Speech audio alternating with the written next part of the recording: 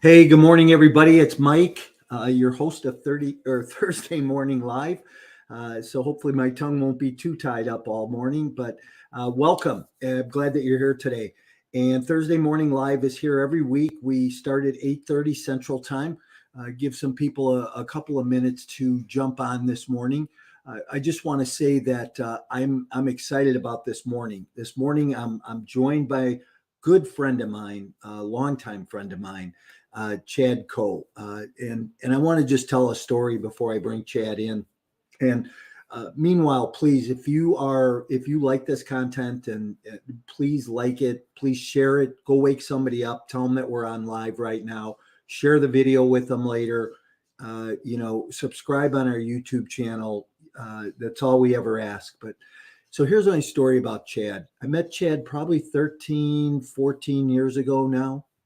And the first time I met Chad, there was a connection, and you never really know what that connection is with people until somewhere down the road, right? Well, anyhow, I connected with Chad, and I asked him if he knew somebody, and Chad immediately went to his computer and printed out three leads for me, three people that he knew that he said, "Hey, go and contact these people right now." And I don't even remember at that point what that was about, but I just remember the event. And Chad taught me how to be a connector, how to be a great connector of people, how to network, how to build your network, and something that we talk about all the time. So let me bring Chad in. We're going to talk about that. We're going to talk about life as an entrepreneur and great real estate deals and all kinds of stuff this morning. So, hey, Chad, what's up? Hey, thank you for that great story. That's a fun one. I don't Do you remember remember the that? first meeting like that, but what I can tell you is as a way of life, I love to be able to connect and help people and make introductions that many times are very fruitful for both parties. Because right, this isn't just about taking, it's about both parties making it a win-win. Yeah. And my dad taught me that actually years ago. A fun story would be my dad was an attorney and an entrepreneur, and you'd walk in his office and you'd say, "Hey, do you know a banker or do you know someone, for cars or whatever it would be?" And while you're standing there, he'd go to his Rolodex, right, the paper Rolodex, and he'd get the people on the phone within 30 seconds. And my dad would be sitting there and making the introduction and talking to the person and say, "Hey, I'm going to have Mike reach out to you, and this is what he wants, and this is how he's going to do it." Yeah. And my dad was very quick on the trigger to make connections and help people like that. And I love that today. Like I do that all the time with people. And just one of those lessons I think that helps somebody else build their business, right? My coaching clients, all the time they need somebody to do something or meet somebody new. And here's a quick story, right? I have one of my coaching clients who we started out, he thought he wanted to invest in multifamily. Well, he's ultimately decided that he's going to build a factory to build modular housing, all robotic controlled, in Omaha. And I have referred him to several people that have helped him spur this thing along and push it down, who've connected him to other people, and they've connected him to other people. So I don't think you can be afraid to ask for a referral, right? You have to ask for what you need. But Michael, a lot of people don't take the time to even think about what they need. So how many people do we know that are in the rat race to try to grow and get somewhere, but they don't take the time to actually figure out who could get them there and how to ask specifically so you could get the results you want. And why do you So, think that is? um, they're in their head all the time, right? So if you're in your own head talking to yourself all the time, it's the same conversation for 5 or 10 years. Right. I think a lot of people don't take the time to find the right circle or the right people to have that conversation with. So when you find the right person that could pull it out of you, now you have to act to what you just got. But people don't take the time to discuss, okay, how many people do you know that are private that don't share anything about their life with you or anybody? A lot. A lot. Yeah. So if you're one of those people that don't share, you're going to get stuck where you are. Mm. What I find is the more people I share with and the more people I open up to about a bigger me, they're able to help me with what their expertise is. Yeah. I delegate those things that are other people's expertise, and they quickly give me the answers that work in my life that I can implement. Yeah. And it goes back to that key saying, right? Ask and you shall receive. So Yes. a lot of it is you have to take that effort and that action to succeed. Hey, And a here we couple. are. Hold on, Mike, real quick. Yeah. I was drinking out of this mug. My wife worked at UPS for 28 years. Oh, really? Yeah, and we're talking about entrepreneurship today. And think about these guys who started under a bridge in Seattle, I believe it was, right, on $100. And they were going to ship goods down the California coast. And what happened is through word of mouth, by not keeping it a secret, people started to hire them to move goods, which now makes them a multi-billion-dollar industry and business, right? Mm. But you could start anything with $100. But the key is that you let enough people know to be able to hire you for a value they think is appropriate, and then you continue to build and thrive. A lot of people don't even get started with the thoughts that they have Yeah. because they're afraid of themselves and they're afraid of failure instead of enjoying the success of what an abundant life could look like. Hey, so did you just say that UPS started a couple guys under a bridge with $100? Yeah, you could That's the Google it. story? That's the story of how they Cool. started it. Yeah, and Never I knew. believe it was Seattle where they started it. I'm not positive about that. And they Yeah. started on the California coast moving packages, and they put them probably on the back of a horse and wagon at the time 100 years ago, Yeah. and delivered goods. And again, it's like anything where the way that Airbnb started is a phenomenal story. It was a couple of guys who couldn't get a room at a conference, so they decided they found a house and they said, everyone bring your blow up bed. They had 10 people. They charged each person $50 or some random number, Mm. and they decided there's a demand for this. And that's how Airbnb got started. Yeah. Crazy, right? Well, and another one is inland. 4 high school teachers, inland real estate, right? 4 high school teachers go out, they buy themselves a 4 unit building in the northwest on the northwest side of Chicago. Today, they're the largest REIT in the world. 80 countries, every asset class. The companies get started like that, right? So be a leader, implement what you're going to do, be around experts who could help you stay on track, and then enjoy the ride of whatever it is that you're choosing to experience.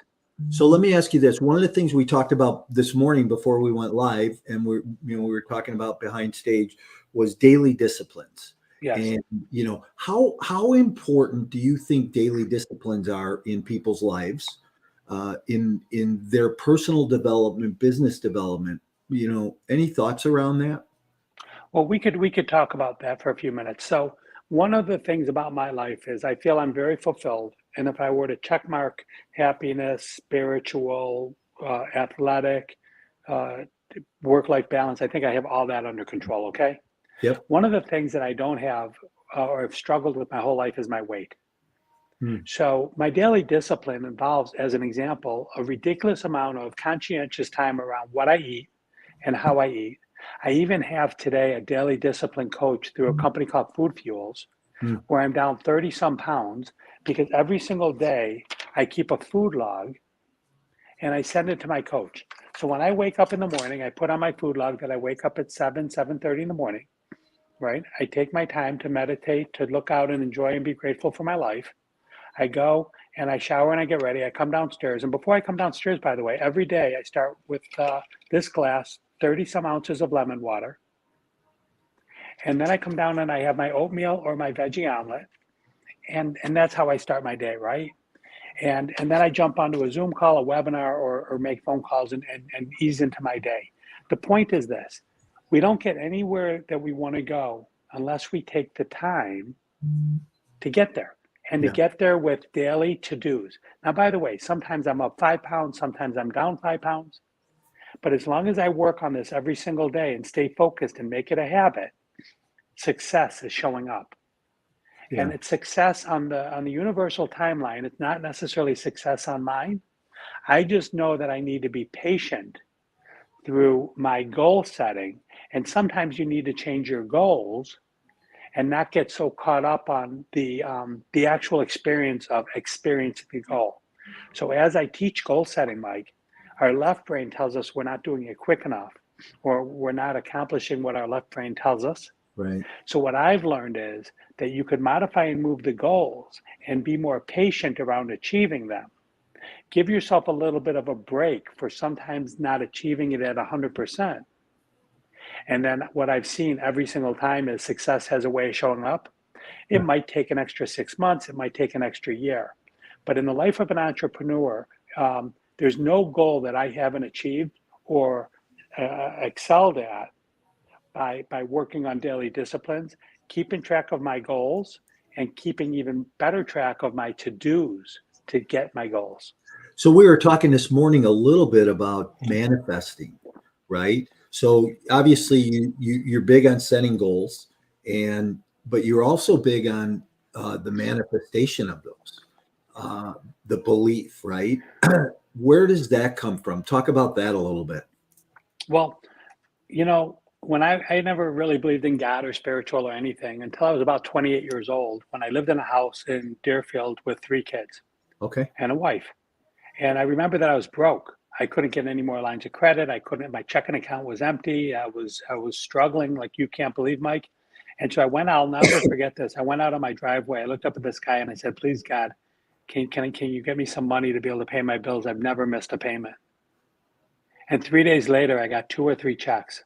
Now, some of them were from my dad, who, through a business deal that he did, I got a distribution that I wasn't expecting. But I said, this is pretty fun. Like, I go outside, I look up at the sky, I say, please help me and give me whatever it is that I'm asking for. And it has a way of showing up. Do you know, I've never looked back.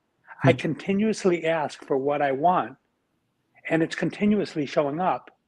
And even recently, I'm going to need new office space because they're putting up a 4-story assisted living where my office is. And a new building within a month of this opportunity showed up that I put an offer in that looks like it's being accepted in an area that's a mile from my house. What a fabulous story this is. So you can't even ask for that. Like when I was told that I possibly have to move and they're going to be putting up a 4-story assisted living facility, instead of getting all nervous and upset, I took the moments to reflect on what the future could look like instead of the last 15 years of where I'm at. And it's an exciting future, right? Yeah, and it's choices. That's the stuff that happens. Isn't it choices though, Chad? Don't we all have choices that we can make every day to think that way, to believe that, to do the daily disciplines or not, right? Most people don't. And therefore, most people are not as satisfied or as happy as they potentially could be. I'm going to share with you a story. Okay. I just came back from Florida for a week. Where I went to Boca Raton and I stayed at a friend's house who belongs to a country club. We played 3 to 4 hours of pickleball every day. We went for walks. We went for lunch. We went for drinks. We had this incredible 5 days of being with our friends, right? And while I was there, I got to meet about a dozen other people that are living their life on purpose by moving from New Jersey, Chicagoland, or wherever, and landing in a place where there's community, where instead of working 10 and 12 hours a day, they're either retired at 55 and 60 years old by choice, or they're choosing to spend the mornings being active in the nice weather, taking a couple hours midday to work, and then gathering again at 4 or 5 in the afternoon for more, activities, whether it's pickle, drinking, tennis, swimming, whatever it is. And the point is, as I observe these dozen people, it's about living life on purpose on your terms instead of feeling a victim that I have to be here to watch my parents, I have to be here to watch my kids, I have to babysit the grandkids. Like, everything's got to be a balance, but at the end of the day, it's your life. Yeah. And we're here for a limited amount of time. And if you're feeling the need to go on a vacation, or you're feeling the need to get away, or you're feeling the need to do something, I'm asking you to do that for yourself and stop living for what other people's needs are and how they're burdening you with the things that are important to them. And if you're able to get rid of the toxic people in your life, focus on your best life and the things that make you happy, life can be pretty joyous every single day. Yeah. Interesting. What well spoken, Hey, Chad, tell people a little bit about what you do. I mean, you've kind of talked about you and what you believe and how you operate, but tell people what you do. It's really what I want to do every single day, which is help people. There's Mhm. nobody whose phone call I won't take. You could email me at chad@cofinancial.com. For 20 some years, I've been networking and having one-on-one meetings with people to help them achieve their goals, whether it's financial, personal, or professional. I talk to people how to go to their bosses and ask for raises. I talk to people about how to target certain companies to be able to move jobs. I talk to people about retirement and retirement income and retirement planning, if that's what's important to them. I have 1 to 5 meetings a day. Going through what I created was an abundant life roadmap, which includes their values, their goals, and the SWOT analysis of their life. Hmm. What are the roadblocks? What are the opportunities? And what are your strengths? Right. And when you focus on those and then revisit it every week, you get to achieve those. And one of my favorite questions that I ask Mike is, looking back 3 years from now, what has to happen personally, professionally, and financially for you to be happy with your progress? How many people take the time to reflect, looking out 3 years from now, Hmm. to see where they want to be? And I learned this exercise about 15 years ago with a lady that used to set my goals for me. And I used to say, Annie, you're crazy. I'll never reach these goals. It makes zero sense to me. And do you believe it or not, because she kept me accountable to my tasks, every single year I would reach the goals or surpass them. And then one day in about 2009 or 10, she retired. Hmm. And I'm like, oh my gosh, my goal setting friend is gone. And I have to now do it on my own. And today, my company's and my life is much more fulfilling than I would have ever imagined when I was in my 20s and 30s. Hmm. But it's because I've been around really great people who think big and aspire for big, and have been there for me for over 20 years. As a Yeah. matter of fact, Mike, I know that you're a coach, and I know that you're an accountability coach, and I know that you're a motivational coach. And I have weekly check-in coaches. I have my diet and nutrition coach, and I have people in my life that I get to check in with that help me stay accountable to my routines. Yeah. And I would highly recommend that if anyone's on this call and they're getting started within 5 years of their company, whether they want to do real estate or any other type of business, that you reach out and you read Mike's book, or you could go to my mastermindconnections.com website and download any one of my 3 books and really let other people help you achieve what it is that you want and what you aspire for. Yeah. Hey, and I really appreciate that. I never saw that coming. So, um, the check's in the mail for. Mhm. Hey, uh, tell people about your book because you have 1 or 2 books, don't you? The Auctioneer and Yeah. So I just do what I love all the time, right? So about 15, 18 years ago, I created a book called The Power of People Pleasing. oh, I And remember. it's basically how to be thoughtful, caring, sharing. And if you have an ego and you're really successful, then I'm really a fan of being a mentor to other people, right? So thoughtful, caring, sharing, mentoring, the power of people pleasing. Then I created the confident leader. And the reason around the confident leader is I've learned 7 secrets to creating unlimited confidence that many people are never taught about becoming an expert, having a story, being a great listener, being a gift giver. It creates an aura of confidence so that when you're around people, you could feel really great about yourself, knowing that you're a giver as an example versus a taker. Absolutely. And my wife and I do auctioneering for nonprofits. Pre-pandemic, we were doing about 20, 25 a year. And I was fortunate to be connected with a friend of mine who helped me create a parable, which is The Auctioneer's Apprentice, which is really, I've been told, an inspirational book that Very, helps people take their foot off the brake and really have a goal to achieve what it is that they want. yeah. It was very. It's a very inspirational read. I love those kind of books like that. But yours had a twist to it, and I think part of it was because I know you, and we have this relationship. So, hey, Chad, anything you want to leave people with today? I can't believe we jammed through 20 minutes here already this morning. But I always like Thursday Morning Live because it's 20 minutes, a quick shot in the arm conversation for people. my goal always in every one of these is that somebody gets one thing and walks away. It's this week we did a Women's Day event on Tuesday for International Women's Day, and I didn't know anything about it.